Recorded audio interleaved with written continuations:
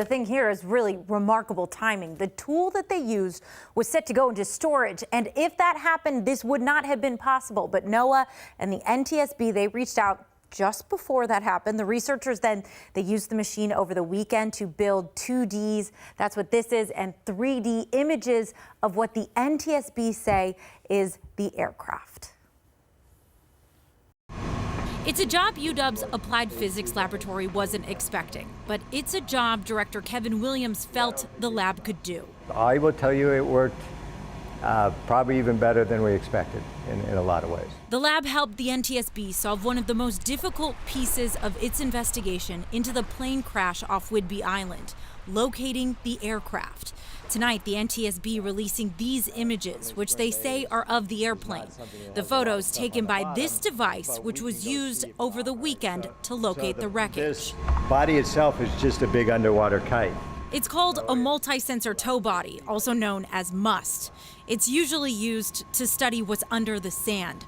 Williams said, in this case, think of it like a kite, filled with sensors sent 160 feet underwater. We could fly it about 30 feet above the bottom, and then we would use a lot of the same sonars that NOAA used.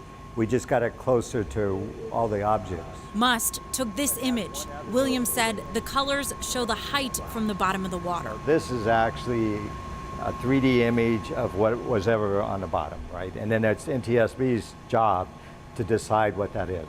And that's where we are. The NTSB believes these 3 and 2D images are of the plane, roughly 190 feet underwater in Mutiny Bay. Williams' team spent roughly 12 hours scanning the depths of Mutiny Bay with MUST. He's grateful the tool his lab designed could be used to help. Closure is a long ways away for those families, and that tragedy can't be overstated, right?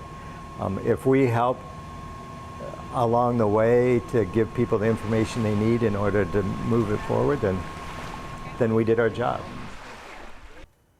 So the NTSB is working to find a way to get this plane out of the water. One of the big challenges is the current being between 3 to 5 knots. That's going to make this a difficult job. The NTSB said it's working to locate a remotely operated vehicle. That is what's likely needed to get this aircraft out from underwater. Back to you.